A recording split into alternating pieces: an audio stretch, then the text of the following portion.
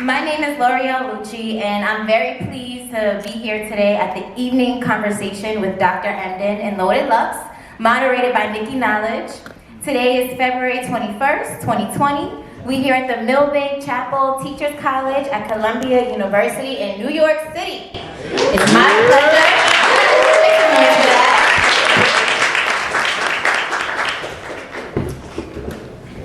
It's my pleasure to welcome families, friends, students, professors, and all media personnel. In this conversation, Professor Emdin and Loaded Lux will discuss the intersections of hip-hop and education through the lens of Lux's career in battle rap and beyond. Hosted by Nikki Knowledge, this dialogue will push the boundaries of what is considered educative for schools and schooling by exploring the lessons for teaching and learning in hip-hop performance. So with that being said, I'm going to read a short bio about the special guest, Dr. Emdin. He's an associate professor in the Department of Mathematics, Science, and Technology at Teachers College, Columbia University, where he also serves as the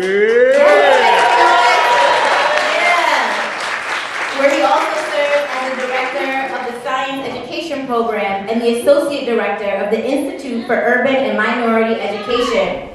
He's an alumni fellow at the Hutchins Center at Harvard University and served as a STEM ambassador for the U.S. Department of State and Minorities and Energy ambassador for the U.S. Department of Energy. Dr. Emdin is a social critic, public intellectual, and a science advocate whose commentary on issues of race, culture, inequality, and education have appeared in dozens of influential periodicals, including the New York Times, Wall Street Journal, and the Washington Post. Dr. Emdin holds a PhD in urban education with a concentration in mathematics, science, and technology, master's degrees in both natural science and education administration, and bachelor's degrees in physical anthropology, biology, and chemistry. Woo! Come on now. He's also the creator of the Hip Hop Ed social media movement and a much sought after public speaker on a lot of issues. So let's just give it up for Dr. Emdin.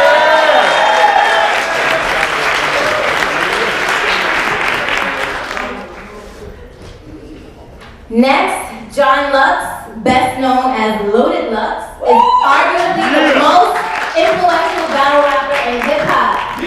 Yeah.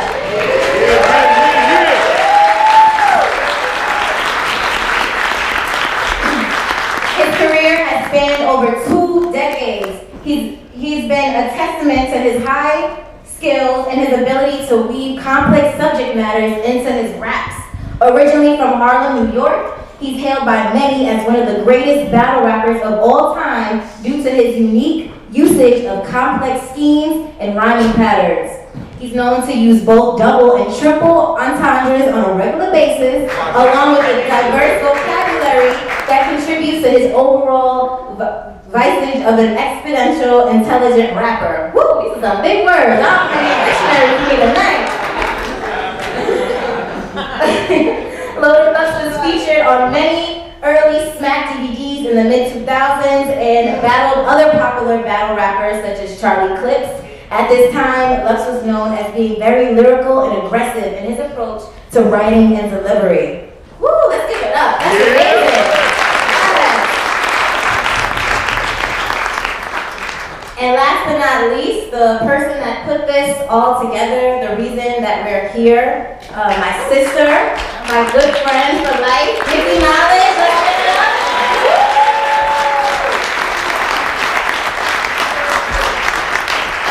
Nikki Knowledge is a self-proclaimed daughter of hip-hop. She's the founder of Hip Hop Ed youth program, How to Hip Hop, based in her hometown of the Bronx.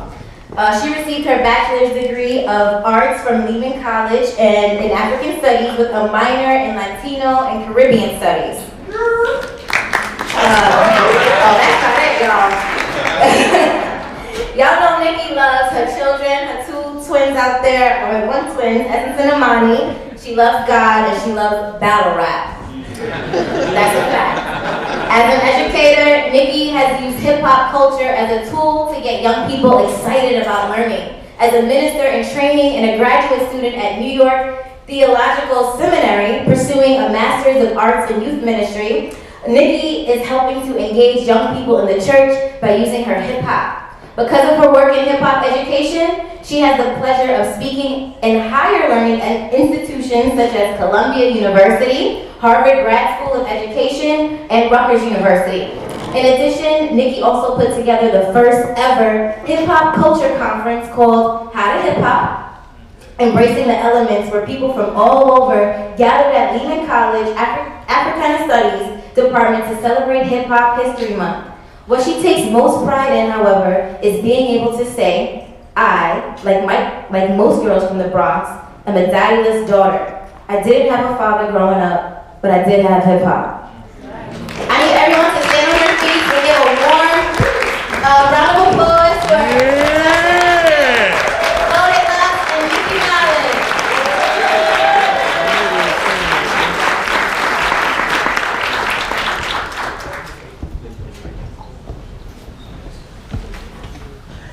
Okay.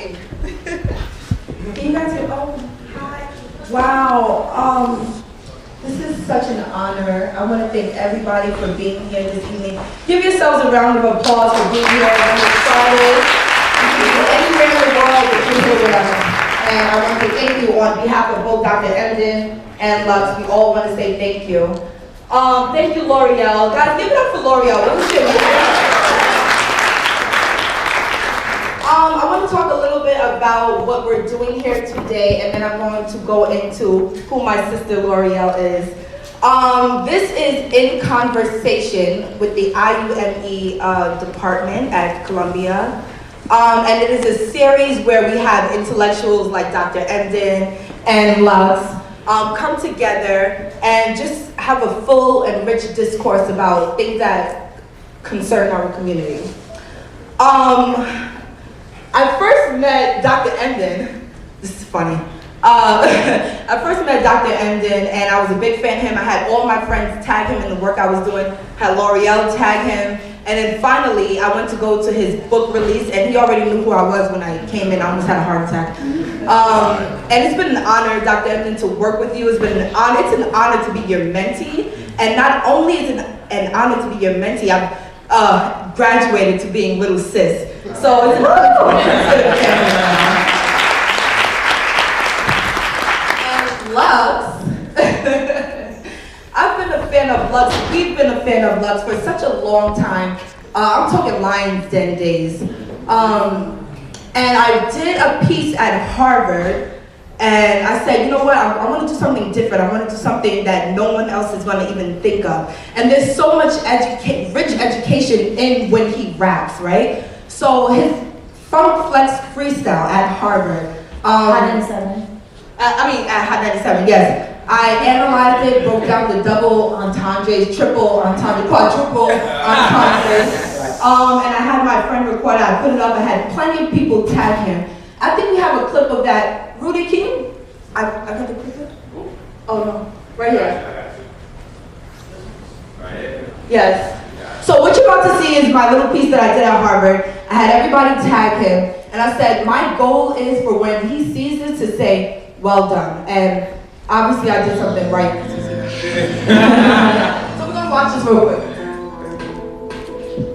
Be doing what I'm going to call loaded learning, where Lux meets literally. A word phrase open to two interpretations, one of which is usually risque. We're going to take a listen to it, and we're going to see if we can together unpack it. Yeah, turn that up. I was in the area, thought I swing by like a bird furious before we hit a hook. What's the first thing that you're going to think about? I was in the area, I just thought I'd swing by like a bird of paradise. That can also be a what? What kind of figure of speech is that? A simile, right? Because they use what? Like what happened? Show you what they hide, just throw it in a rhyme. The poetry's refined, going in fine. Every time you get it out in line, the corona gets a line. But it's only. And that's what I love about hip hop. So that was my clip at Harvard. Thank you.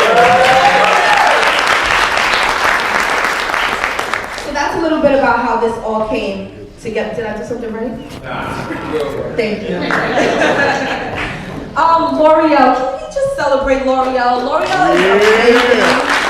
L'Oreal is my sister, she's my best friend, she's my confidant, she's just amazing. L'Oreal works for Hot 97, she has her own thing that she's doing, L'Oreal Lucci, you can look her up on Instagram, that was a plug.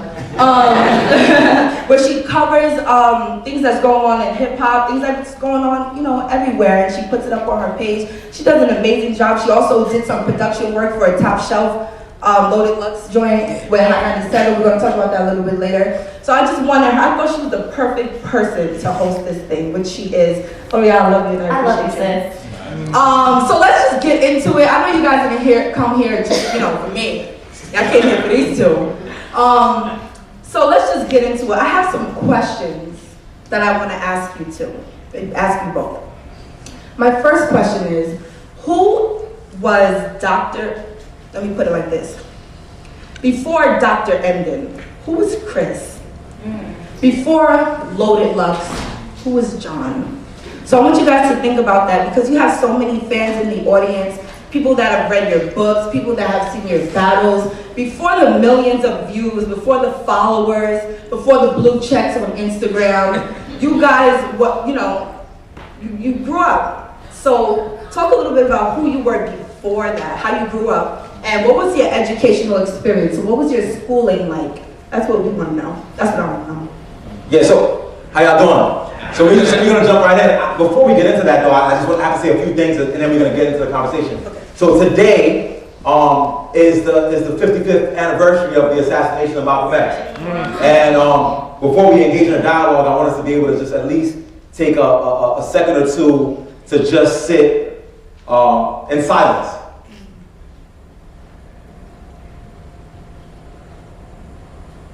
Thank you. And I also want to say that why I brought up Malcolm X is a bunch of issues, right? One, we are a couple feet away from where he was a place where he used as a platform to be able to engage in the public in a powerful way. And when I think about Lux and his work, I'm gonna answer your question, I promise. But when I think about Lux and his work, and I think about Harlem in particular as sort of mecca of the black experience and a powerful orator, right, who can command the imagination of an audience and take them on a journey to places they've never been before. In many ways, I see you as a contemporary iteration of a Malcolm X as an orator. And I think about what Malcolm X's narratives were and what his gift was, and when you said what's the story of Chris, and without even answering your question, and Lux would answer, and I think about what's the story of John before Lux, I would imagine is the story of any black man who grows up in urban America trying to construct an arc for who they will be that's bigger than people say they could be. And so when I think of Malcolm X, I think first and foremost of Malcolm Little, right? And I think about the young man who was engaged in all sorts of activities that were not perceived to be, what he should be doing or could be doing. And I think about the evolution and arc of a criminal to a person who ends up to occupy the imagination of the public in a powerful way. And when I think about my narrative, it's similar narratives, and it's the black experience. That you're born out of nothing, and even if you were born out of something, you're perceived by society as having nothing. And then you have to construct something for yourself that's bigger than what society has inscribed on your identity. So that was my story. And then, I went to high school and had a decent time, but, ended up not officially graduating high school because I got into a fight. And my getting into a fight was a reflection of the fact that society had me perceived a certain way, and I felt like I had to perform hypermasculinity for my friends. And so I seen somebody who was talking about me to a shorty I liked, and that pushed me to be able to perform something other than who I was, which led me out of high school and then back a little bit later, and then finding myself again and reinventing myself as an graduate student in a classroom, and walking into a lab and somebody saying, wait, you're smart. And me not believing that for a very long time until I was able to prove myself as a science researcher, and then feeling the tension of having to navigate who I am as Chris from the hood versus Chris the smart guy, and feeling a tension of an internal battle and strife that any person who comes from urban America has to deal with when they're going through a challenge of upward mobility. And then at a certain juncture, reconciling that tension, all right, and realizing that I can enter into spaces holding both parts of my identity concurrently, and recognizing that what brought me to where I was can inform what will bring me to spaces that folks have not made for me. So then I ended up being a person who was a scientist and an academic, but also hip hop. Whoa. You know what I mean? Yes. Yeah. Okay. But I gotta hear, don't interrupt me. I gotta hear love story. I gotta hear love story. Yeah. Listen, I forgot to mention this. We're asking that you do not go on Instagram Live, Facebook Live, no live streaming. We do not have permission for that. So please respect and honor that. There will be an opportunity for you guys to watch this whole thing over. We have big ups Uncle Rob, who's in the middle. He's recording this whole thing, 15 minutes of fame on YouTube. My videographer Izzy, shot by Mo. So there's plenty of opportunity for you guys to view this footage at a later time. Do you remember the question? Yeah. Okay. Who I was. Yes. I want to know who is John. Right. Before Loaded Lux. Right. Brother, known as Loaded Lux. Sort of similar to what Dr. Emdin was saying. Yes, John. And it's funny you made mention of Malcolm X too. Because you gotta keep a picture of him in the living room. And that's how I see it too. Kid, growing up in the city, Harlem. Born and raised, similar to how Malcolm was, running the streets of Harlem. Wow, you know what I mean? Finding myself, it's so weird. My father come out of the Bronx. My mother, she's here today. Born and raised in Harlem, New York, you know what I mean? And the two of them collide and they meet.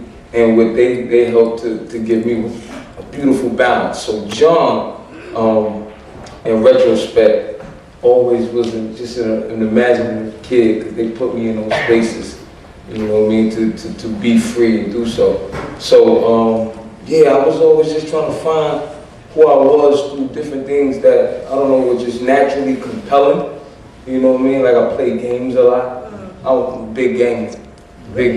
Street Fighter was one of my favorite games. Definitely Street Fighter. Right. Mortal Kombat, things of that nature. And I felt myself always reimagining those games. You know what I mean?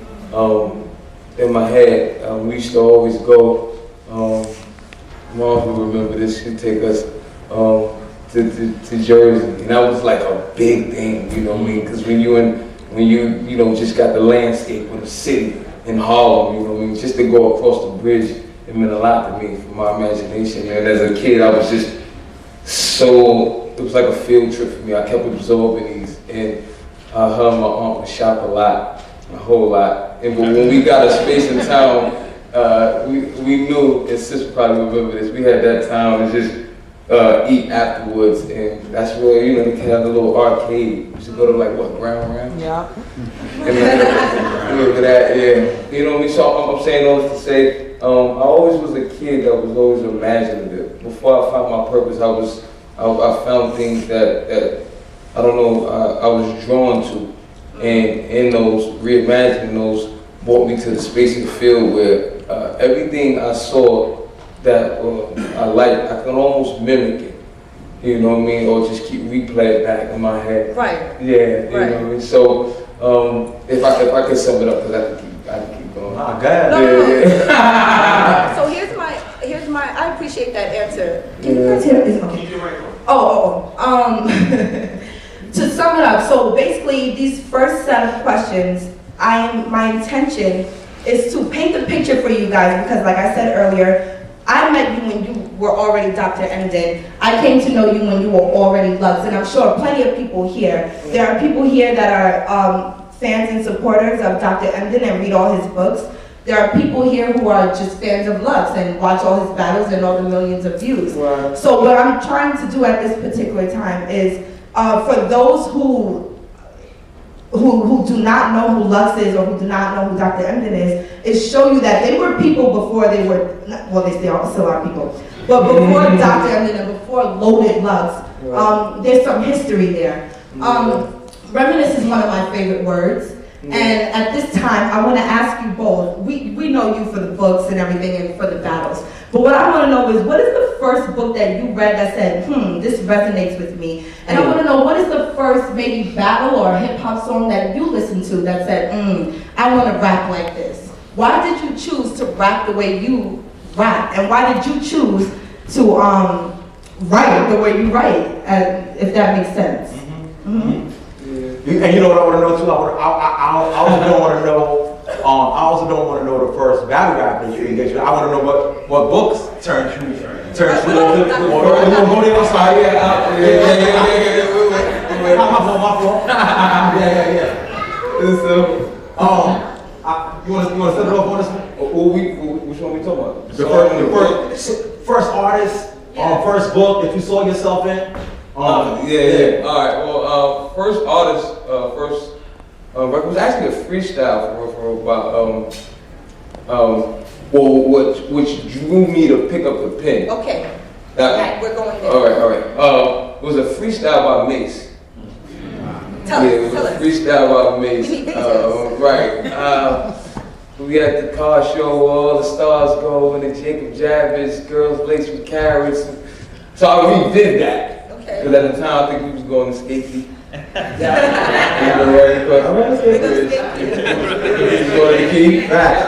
So with that skate kid, with all the stars be, I just was flipping it, playing around with it. And I just wanted to put my own words with it. And I'll never forget, I kicked that rhyme on the block and it didn't go well. So that to answer your question, Mace was, he had the first freestyle that really drew me to want to dabble, with the penmanship. And what year are we talking? Man, this might have been 96, 97. Look over there, he too thick. Yeah, you remember that freestyle? Yeah, because that's when Mace was doing a lot of clue tapes. He was featured with the Lots a little bit. So I think Puff was trying to merge, trying to promote Mace into the forefront, but he was doing it with the Lots, and they was just on all the clue tapes going crazy. And that's when, that whole Hawaiian finding. Yeah, we should really do that. Y'all gonna stop doing this. Yeah. We're gonna get it. We're gonna slow down and speed up. So that's Mace. That's post. Like Children of the Corn. That's not murder Mace. That's actually like going towards pop Mace. Yeah. Right. But then you did Children of the Corn. And then from Children of the Corn, that was when he started. That's when he met Puff. And Puff was trying to. And then I just think it's fascinating because I'm gonna stop. But I think it's fascinating because the perception of the public would be that you're like, because your lyrics are so dense and complex. Yeah, right. Like I thought I had the answer. Like I thought it was like, he gonna be like MF Doom's first joint. So the expectation wouldn't be that it would be Mace. And I think that's really intriguing because in the way you rhyme, you have these moments where it's like really lucid and clear. Right. And right at the point where you feel like you're getting clarity, you're like, all right, let me take y'all deeper again. So that the idea of Mace being a one is crazy. You gotta remember, this is murder Mace. Facts. Before Puff made him Mace. He did pretty right.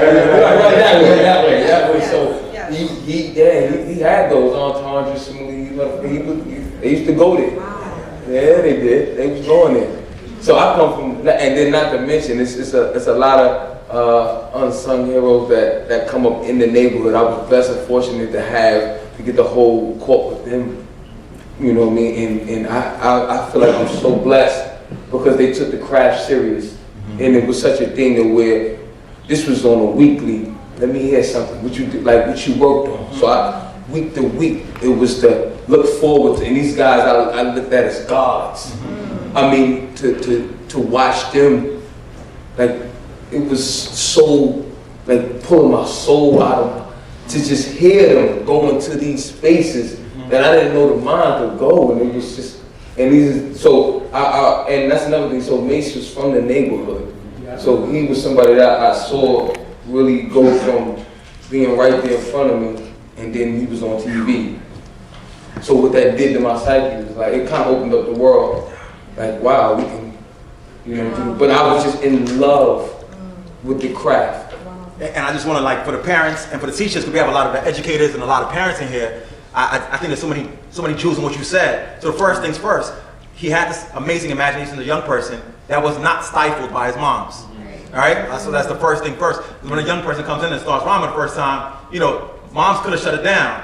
Wow. Or did she? No, because it was at times when I used to be in imaginative states, and people used to ask moms, well, why is he like doing that? Like, I'll be off into the corner just in thought. This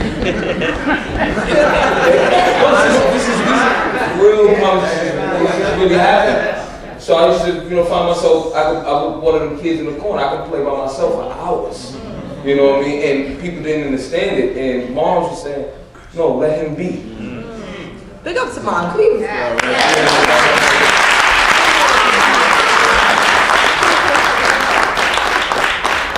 Yeah, so, no, in truth, that's. I just think that's thorough. I think, because, listen, I want folks to really understand, and we're going to go back to the format. Mm-hmm. But I want folks to understand the reason why Lux is here, right? Just so we put it in perspective, is that this man is an absolute master of his craft, right? Whether folks can engage with him like, oh nah, I had this person 2-1, or like whatever the debate is, at the end of the day, when you go back and listen later, there's no debate, right?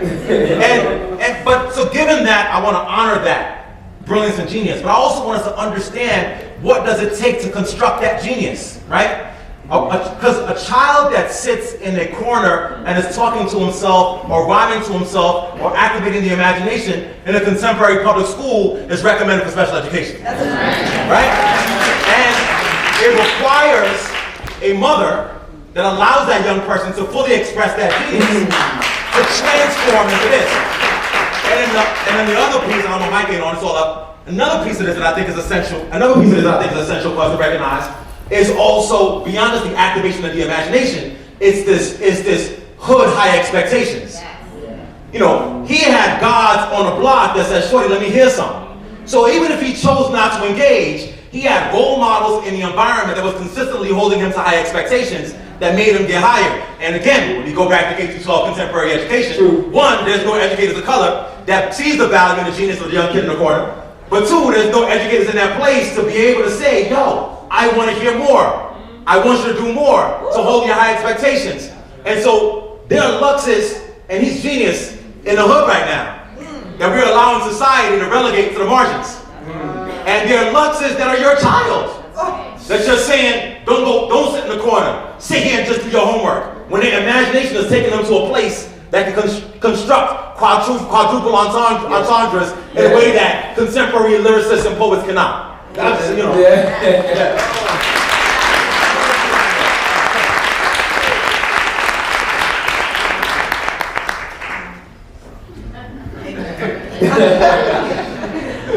This is normal. This is him all the time. But I would like you to answer the question, sir. What's really interesting for me and why I'm so drawn to the culture, and I want to really shift back to John and his genius was growing up, my aspirations were not to be a scientist. They were not to be a professor at Columbia. They were not to, none of those things. Like my aspirations were, I wanted to spit too. Like I wanted to rhyme. My goals were to be a rapper. At one point, I had a poster of Wu-Tang on my wall, and when you heard the whole Wu-Tang thing, there isn't Jizzle, there's Master Inspector Dead, but nobody really mentioned You Got. No shit, You Got. You wrote a book. It's actually, I read it. It's good. But there was a poster I had a picture of You Got, and I was like, I could probably battle You Got. You know what I mean? Like, so I had a picture. I put my picture over You God's face. You know what I mean? Because I wanted to rhyme. And what's so interesting, I saw a post online where you and I were having a conversation, and somebody was like, it looks like Lux is talking to Lux, like when it was he and I had a conversation. And I think part of the reason why I'm so drawn to this brother is because when I see him or hear him, I hear scientists, right? Like, people always like, you're an endomyochemist? Yup. I hear endomyochemistry in the rhymes. So when people say like, what's the first text that first introduced you to this world? The first text were hip hop lyrics, right? That made me want to be a scientist. And what's the first book? We talked about it already, but it's the autobiography of Malcolm X. My son's name is Malcolm Xavier, right? Because that was the guy for me. So that's the answer to the question. Okay. Are you good? So then I can ask more for you. Oh man, I can ask questions. I got questions. So then so you talked about you know, those experiences and Mace bringing you and sort of innovation to come back. Says don't worry about it. So I want to hear now about the evolution, right? Like how do you transfer from consuming Mace, who got metaphor and now is simile, to a construction of your style? Because I would argue, and you know, we see your DNA now, right? You know, we hear the B-dots. You know, we hear these cats who are in the battle circuit who have adopted part of your identity because it's so unique. How do you go from trying to be like Mace to being Lux? Right. And it's funny because it's going back to when Lux was talking from battling Lux. What did they say? Lux talking to Lux. Yeah. The longer Look, I honestly think Dr. Emdin is the only person that could beat you in a battle. I don't want no smoke. I know my lane. No, it's a beautiful mind. Oh man. It was about the love that I had for the craft, and that I was being pushed to be better because of how you say the role models and people that I was associated with and around. I looked forward to getting better. So I was blessed to have a lot of platforms and find creative spaces and people, you know what I mean, that made me want to venture further into it. So I believe, and this is for all of us, the longer you stay into something that's your passion, I feel like your passion is an aspect of who you truly are. You know, you are just step by step learning in this revelation to finding more of it, of who you are. So I'm so drawn to it. I was just used to sit in the pocket. And the more and more I sit in the pocket, I could see the symmetry, or how would you say, sacred geometry, and just like, wow, this goes with this, and that goes with that. And it was like almost like Dorothy on the Yellow Brick Road. It's like I'm skipping down and I'm finding more and more, and I'm in love. So in this, I don't know if you've ever had a eureka moment. I mean, you all had eureka moments, you know. There's something in the conscious, something in the soul that you know when it's right. And each time that spark go off, that's it. You know, you don't even have to ask, you just know it. So in that, I'm following that down, and it's shaping who I am. Or just it's the unveiling, and I'm reveling, and I'm finding myself in it. So as I'm finding myself, that uniqueness, it's just you. I want to draw out the word sacred. You got your license? You good? Yeah. I want to draw out the word sacred. Because I want y'all to hold on to this for a second, right? So one of my favorite bars is Jay Electronica line. And he says, to stand exposed and naked in a world full of hatred where the sick thoughts of mankind control that sacred. Right. And so when you talk about sacredness and following your passion towards a path that's never been seen before, if you're using Jay Electronica's lyric as the guiding post for this text, right? There's a challenge to that. How do you stand exposed and naked in a world full of hatred where the sick thoughts of mankind control you finding who you are? Like what gives you the boldness to say, I'm gonna use a different cadence? Right? Even though you're following something that's not the script. Right. How do you not corrupt folks saying, nah, this is how everybody on right now? Right. You know what I mean? Like, how do you choose to follow your own journey in the midst of people getting props for having their own cadence? Right. No, I understand how that can be confusing. You know what I mean? Yeah, because we look for acceptance right in front of us. We look for people to validate so much of which you should already instinctively know is within you. So that's the greatest challenge for all of us. I feel like God put all of us here to uncover our truths to each other. I feel like we're all mirrors to that. So sometimes we don't know what we want or what we like because it hasn't been shown from you. So sometimes you may say a thing to me and then you hit me and it's a thing that goes off of me. It's having, the courage. That's what it is. It's the courage to know, I hear you and I respect where you're coming from. But this right here is me. And I think that enough of us don't validate ourselves with us first. You know what I mean? We look for it outside of ourselves. If we concretize this, I think what you're gonna get tonight is life lessons, right? Yeah. Like, seriously, like, the elimination, Yeah, right, yeah. of outward validation Right. is the path towards self-actualization, right? And I think it sounds like it rhymes and it's whatever, but I want y'all to really understand what that is, right? That when you get to the point where your path is not looking for folks to accept you, right, is when you get to the point of reaching your highest height, which I think you would do, but I now want to stay on validation for a minute. So Nikki, get her mic back, right?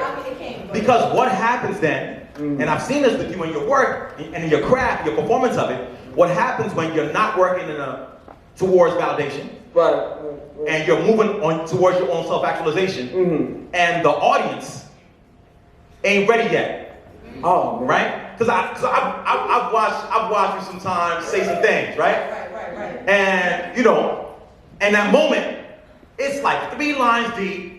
It's over the hills, Oh, man. like, you know what I mean? Oh, Like, man. it's over the hills, like UFOs and you know what I mean? Roswell, right? Right. It's so beyond the understanding of the person in the moment. Yeah. How do you react to the moments where you know it's not reaching, but it's reaching you? Right. And how do you navigate that tension? Oh, man. You got, sometimes, yeah, you have to find happy mediums. Because it's almost like we were saying when we were having that discussion, we were all in the office. It's how you stay on the ground with your head in the clouds. How do you make people stretch? You know what I mean? So I try to find components that people can resonate with, that they can see. Use variables that they do know.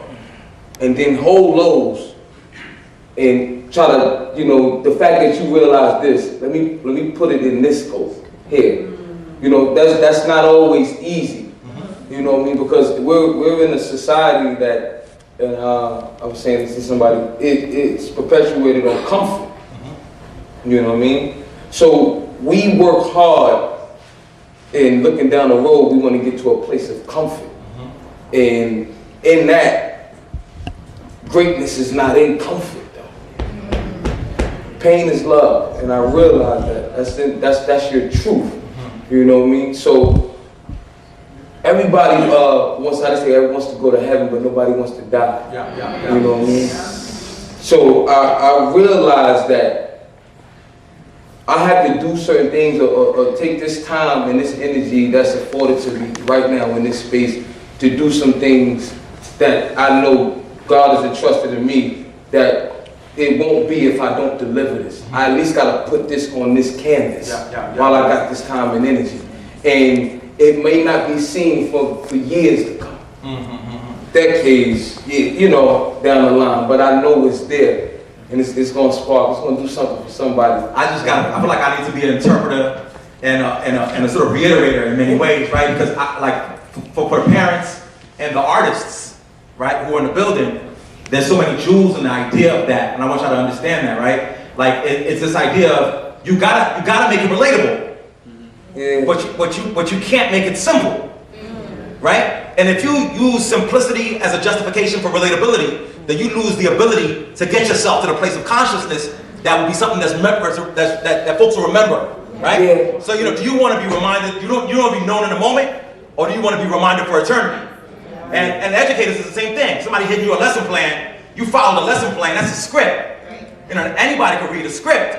To change lives required understanding what connects and stretching people beyond what their norms are. I just love the way that you describe that. But now I'm gonna push you a little bit. You know what I mean? So now you're making it relatable, right? Yeah. You're taking folks to the next plateau, right? You've got a body of work that'll be remembered in a canon for now, for a while. Right. But sometimes the relatability is gotta be, you know, sometimes you gotta break it down to a gumbo, right? Yeah. Go ahead. Yeah. My bad. No, I was going to ask that because for those of you who watched Luxembourg, one of the things you said that stood out to people the most, or should I say stood out to me the most, was in the second round when you said all these gun bar niggas on. Yeah. On the car. Yes. I know what I'm talking about. Right. How do you exist in a world where there are so many gun bars, even though you're Lux, even though you're on Mount Rushmore, even though you are considered one of the fathers or what have you of this thing, and then we're going to get into a little bit of some old Lux because I have some questions. Okay. But how do you exist, you know, with the new quote unquote wave and still stay true to your pen? Right. That's kind of simple. You can't deny truth, and I only say that because even if I had to use that variant, which is a gun bar, I know it's still science in it. Okay. I know it's still, you have to decode the layers. You still have to. All right. So that's the beauty in what I do in the art form. The thing about hip hop is you have to educate yourself to entertain yourself. You know? You feel me? No matter what, just to get the aha moment, just to feel what's going on, you have to get the key code. You have to take it here and go there and then sit with it and put it all together. So it's always education being done. No matter if it's a gumball, we talking about cotton candy, we talking about the newest iPhone, it don't matter. I understand that I can take these things, put them together, draw a picture with it, put it in a space where you have to view it and then, you know, break down as what that says to you. Because I understand that it's all coming from the same source. Yeah. All right, so you see, that leads to my next question. You said you didn't say understand. Understand. And we had that conversation a while ago. Lux is well known for beloved, natural and normal. I need to hear this. Healthy. So you have a lot of your own language. I don't remember what I was watching the other day. Oh, I think it was an interview with Taxstone. And he said, hey, beloved, to Vlad. And somebody in the comments said, oh, he must be a Lux fan. So a lot of these words are attached to you. Dr. Emdin, as you said, one time we were talking, this is February, the month of love, this is Black History Month. What value do you attach to the words like beloved or naturally normal or healthy?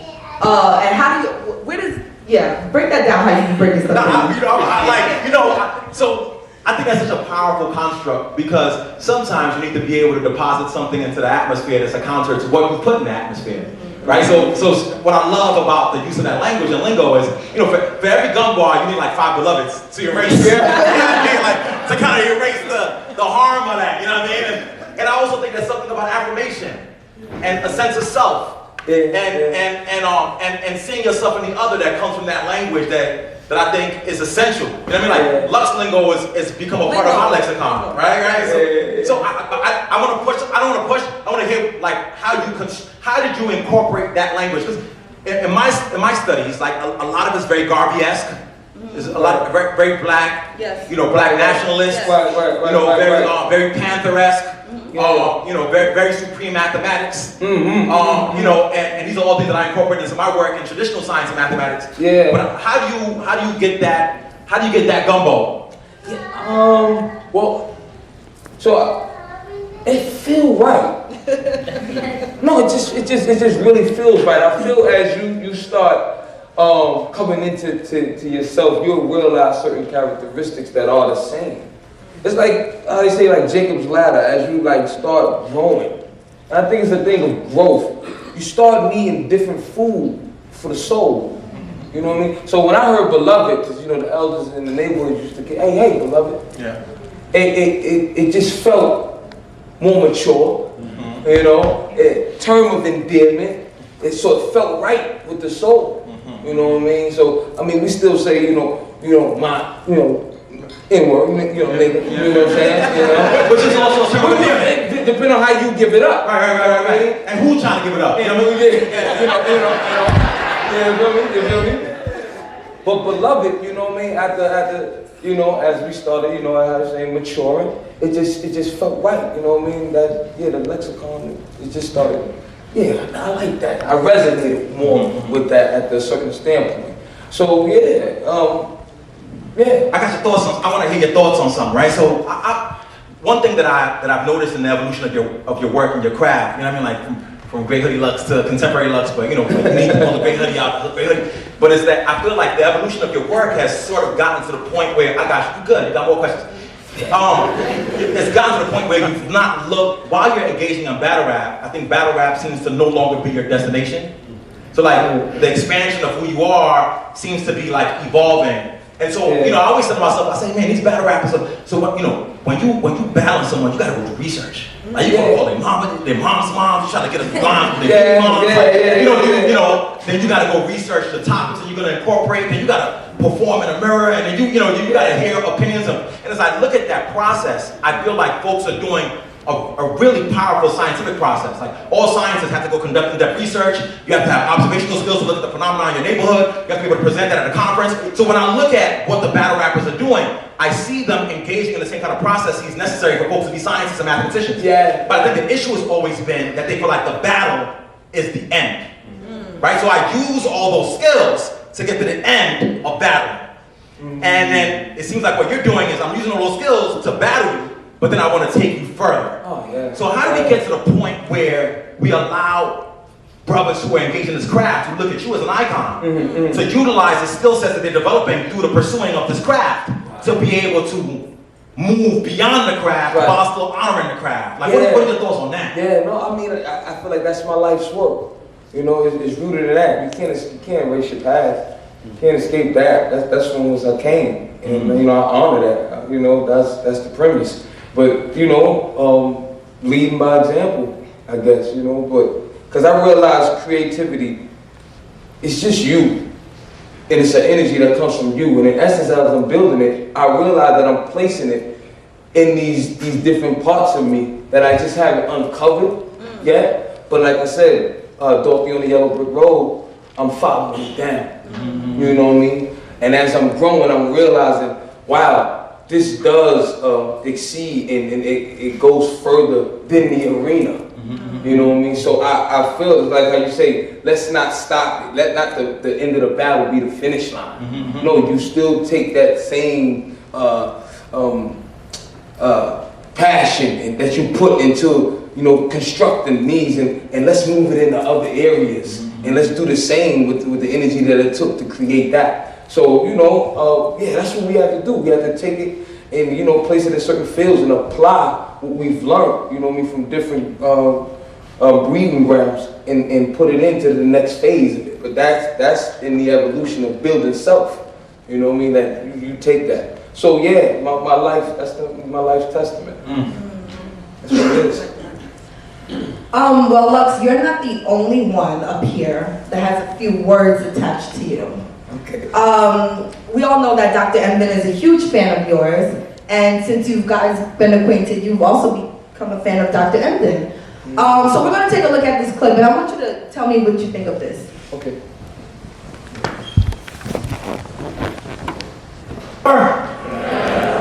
The cure is being racademic. Y'all ain't ready. Now, racademic is not in your dictionary. I started using it about 7 years ago, and I think it's catching on. Racademic is, let me break it down like my English teacher used to. It is to be ratchet and academic. Now, who knows what it means to be ratchet? I know we're in a fancy place, but some of y'all know what ratchet is, we ain't saying nothing. But to be ratchet is to, let me find an academic definition for ratchet. To be ratchet is to exemplify all negative characteristics associated with urban spaces, right? To be loud, obnoxious, and you know, some of y'all are ratchet. Some of y'all have a ratchet friend. Some of y'all are the ratchet friend.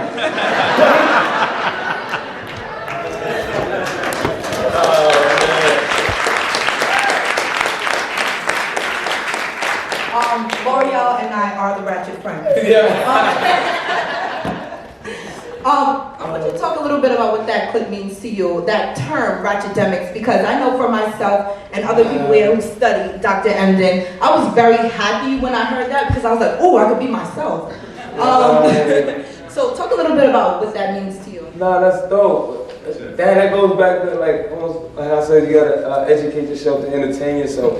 I feel like there's a rhythm, you know what I mean, in being ethnic, urban, or whatever, how you want to define it, ratchetemic, you know what I mean? But it's still science clinic. It's still, we know what we know.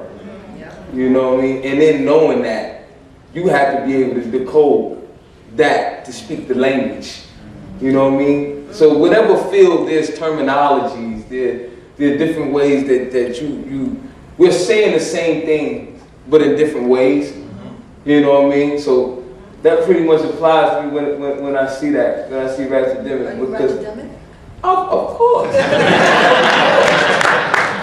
You know what I mean? You know? Yeah, I'm definitely ratchetemic. I'm gonna say some things that I know the homies get. Yeah. You know what I'm saying? And we know how we will be saying to each other, and somebody just, everything is culture.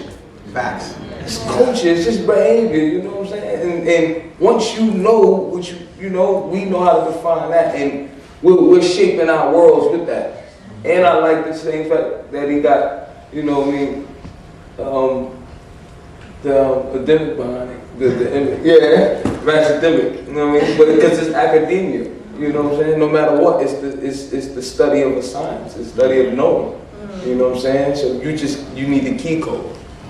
I love it, you said key code, because what I didn't get a chance to expound on here is that it's not just like being ratchet and academic. It's also going back to before the Southern notion of ratchet, right? You know, when Jay said back when ratchet was a ratchet, you know, the ratchet is a weapon. Right. But I think it's not just performing what is perceived to be ratchet and merging that with academic, because that's inauthentic, right? Nobody wants to perform what their perception is of ratchet. But it's a recognition that your ratchetness or your hoodness is a weapon. And when you know that who you are and what you are is a weapon, then you can utilize that to be able to navigate spaces that are not designed for you. You know what I mean? And I think that it's not just the performance of hood identity. It's the swimming in the beauty and the magic of culture. Right. With K.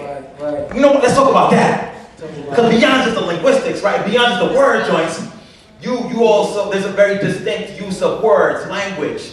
You know, when you on IG, you throw the third eye on there. I think I want to expound on that a little bit more, because I think sometimes folks look at that as like, oh, that's just a bunch of folks using interesting rhetoric for the sake of rhetoric.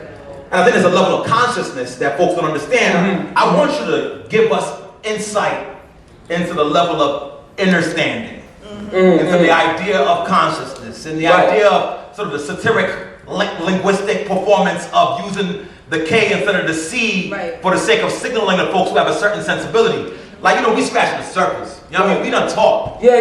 Now let's, you know what I mean? What about that? Right, no. It's soul food. You know what I mean? It's some things, they can't be explained as well as they can be felt. You understand what I'm saying? So in that, if you're working on self, and we all here are working on self, you reach, because I feel like reality is consciousness. You know what I mean? And based on how well you live and love life, you're in different spaces of the reality. This goes back to where sometimes it's how you say, how do you perform certain material with minds that may not be as receptive to it. You know what I mean? So in that, I still gotta express that. I still gotta put that out there, and it's for me. It's so important to put it out there because I know where I'm going with it. I know what my soul says, and I gotta leave these things out there and put them on the table. But yeah, to those that it speaks to, we have to remember that we gotta keep inspiring that growth, that inspiration. There's a cipher that's happening. Yeah. You know what I mean? So anytime I put that third eye there, or you know what I mean, I drop different things on the esoteric, it's just reminding all of us that are building, because we all are building to keep on building. You know what I mean? So that's gonna always be in front of me. That's gonna always be what's true. That's my love. That's my life. That's what we are. Growth. What is life if there's no growth? So when I put that eye there, it's just to remind you, this is always a point of growth. to see more, to be more. I always tell cats, like, when you enter into a social environment, it's important to recognize the difference between the place and the space. That we exist in a physical place. Right. So I see you, I see you, I see y'all, right? But there's also a psychic space that we carry into places that we're in. Yeah. So that when you're in a place right now, you know, somebody who's mad at their girlfriend or their boyfriend, they got a little anger that they brought into the space. You know, somebody's a little frustrated, they got a little frustration in the space. And unbeknownst to us, if we don't clear the space, it actually becomes the puppeteer that controls what happens in the place. So what the third eye does is it gives you insight to see beyond what's going on in the physical place, so you can have some insight into what's operating in the space. Right. So me, from you, when I hear you overly beloved, it's because you're seeing the evil in the space. So each word that you throw out there is capturing. Say it again, bro. You gotta neutralize the space. To construct the place. And for my educators, I wanna put this in perspective for y'all. So we talk about young folks of color in urban schools. We're talking about a history of education that necessarily has told them they're less than by virtue of their existence. And that occupying the place of the school building. So when you're just teaching a curriculum, or you're just teaching a standard, or you're just teaching some content, you wonder why they got achievement gaps. They got achievement gaps because you're delivering information without clearing the space situation. You know what I mean? And so when Lux is beloved in us, and he's calling folks king as an erasure to neutralize, the space. So talking about neutralization, king, like for me, I want to also get a picture of what you see as next. Right. You know, you're imagining the cat, you're always thinking the scene. What is the next frontier for? You're gonna battle somebody. You know, a couple coming down the line. You know, I know it's gonna go out. They're like, oh, Lux won. Somebody be like, Lux didn't. Right. I'm like, there's levels. Definitely. But what's the next frontier for you? Like, what space do you want to infiltrate? What ideas do you want to neutralize? What's the next frontier? Right. Well, I do want to, have more candid spaces to share, just like these. Because I feel like that's pretty much what I do in constructing these pieces, these rhymes. It's education, you know what I mean? It's teaching, but I definitely want to do it from a more truer space. You know what I mean? Where sometimes I don't have to marginalize or put it in certain spaces just for it to, you gotta say milk for babies, meat for men. You know what I'm saying? So I really want to go there with that, but I want to go there from a love standpoint. So, in my truth, right?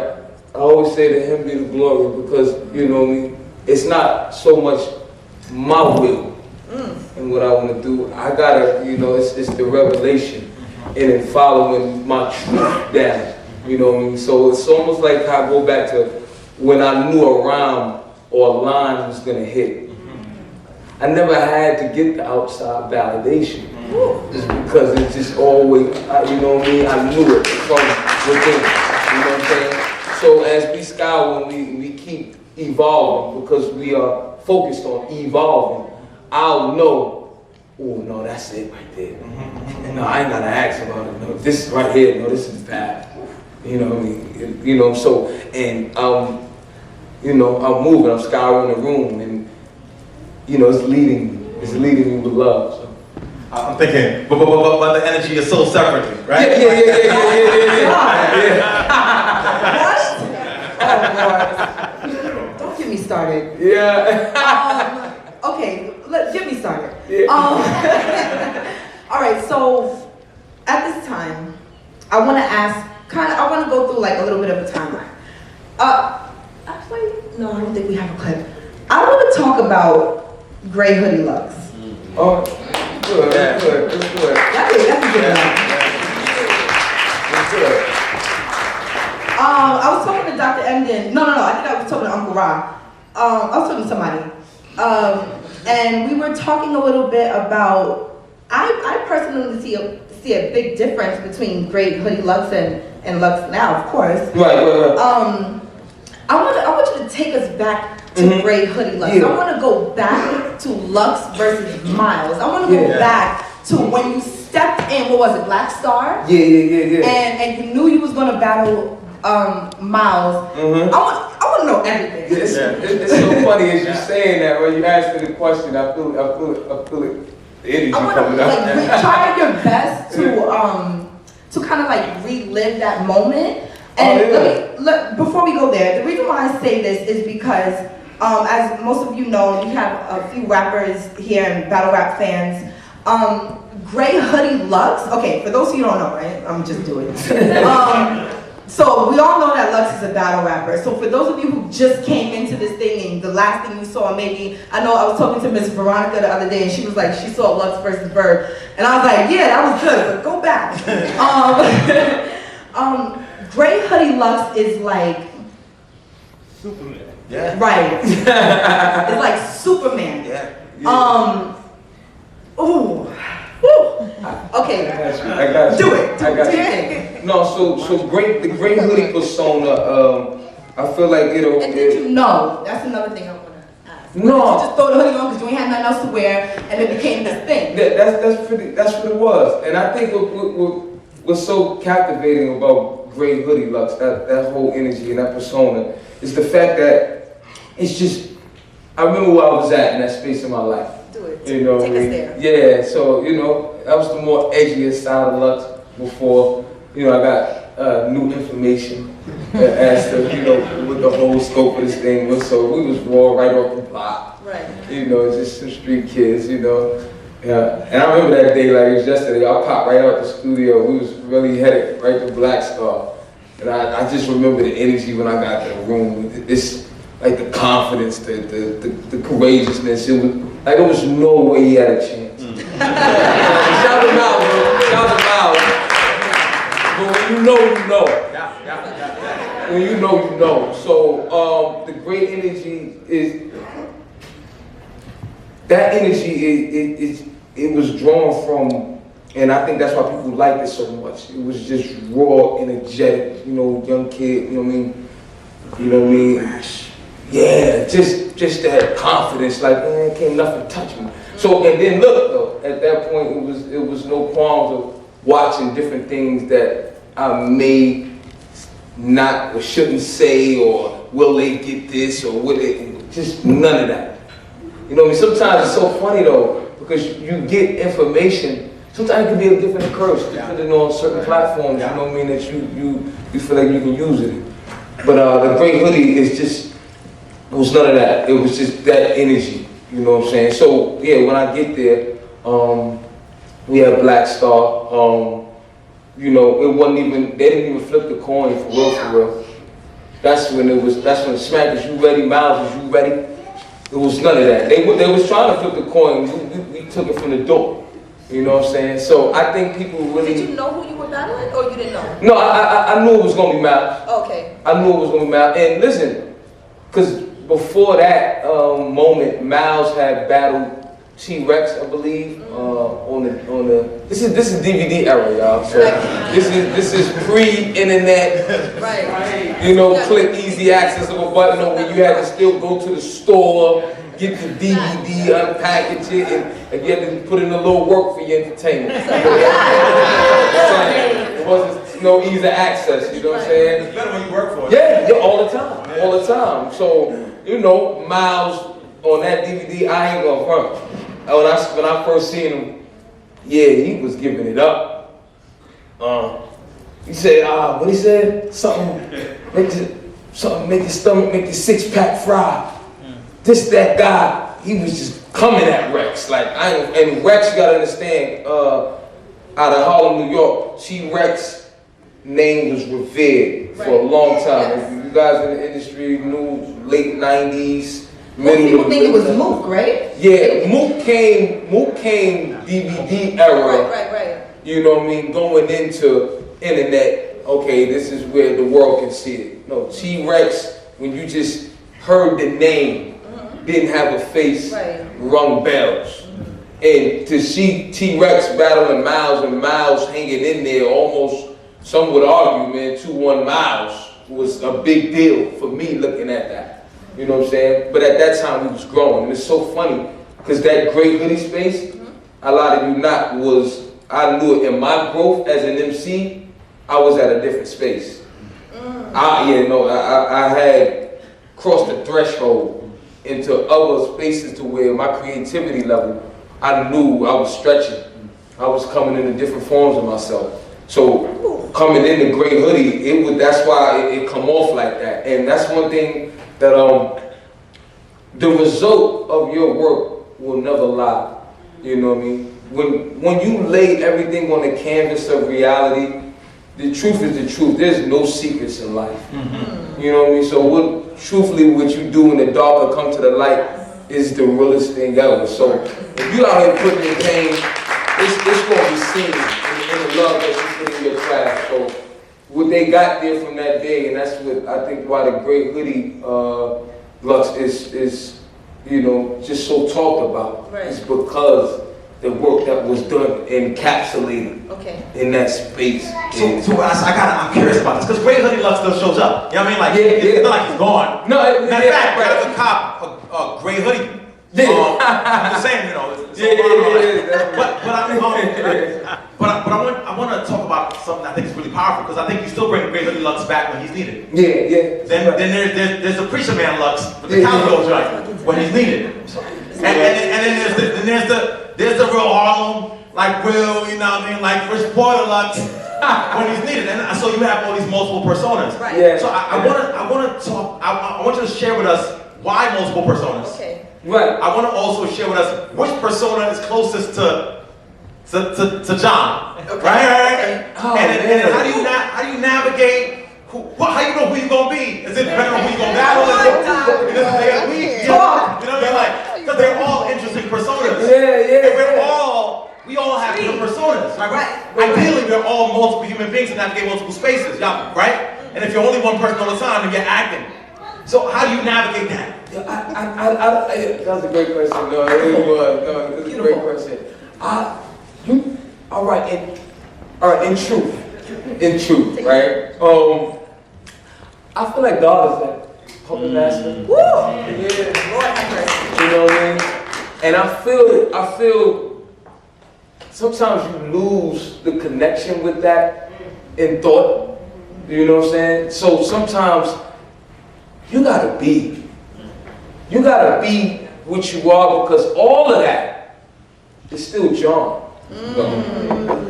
It's just that certain parts of them are relevant to this room. You understand? and this is why I feel like all of us should always create from truth. You know what I mean? I feel like there's only two cultures in the world. It's only right and wrong. You know what I'm saying? And it's when in that truth, God will lay it out for you is, no, this persona right here is where I want you to be at, because in this persona right there, it's most relevant to the room that's going to spark and command that attention that I want everybody to have at that moment. Yes, sir. I feel like you got to be tapped in. Yeah, we're all portals and like doorways. You know what I mean? It's funny because I like people, like the word, but like when I do, for real. For me as an artist, we dabble in the etymology of words and but people for me is like peephole, so God's peepholes. And when I look at all of us, I feel like God is peeking in at different times and parts where we expand ourselves and allow for ourselves to be looked to. You know what I'm saying? So when I look at it like that, I don't have to ask who I'm gonna be. I just be. I just want to say something just for the crowd. First of all, it's brilliant. And if I ain't clapping for that,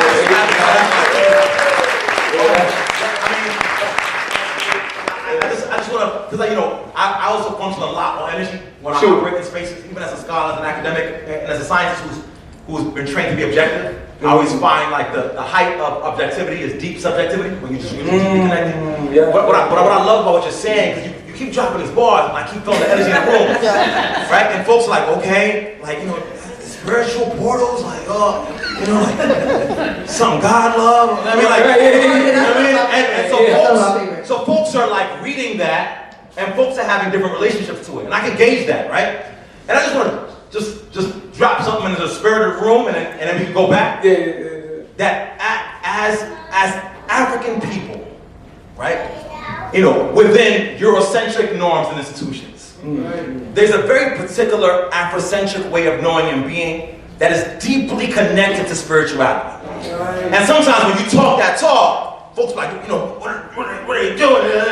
And like, it's not a matter of converting you to a particular faith, but it's the recognition that by virtue of our Afrocentric traditions, that is an essential part of our self-construction. True. Ain't no way in the world that we sit in this room as the descendants of slaves without recognizing that there had to be some faith and belief in some supernatural being to allow us to be able to navigate circumstances.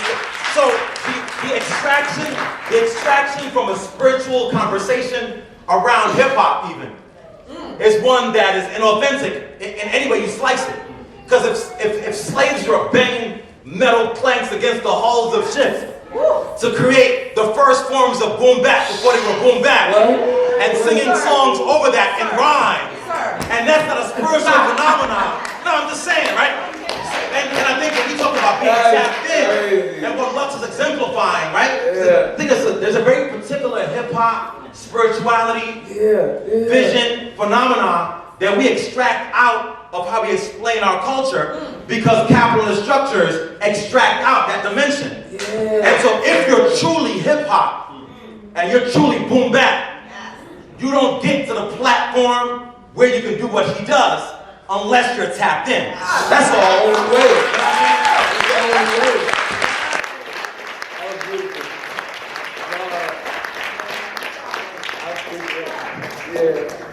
It's the only way. It's the only way.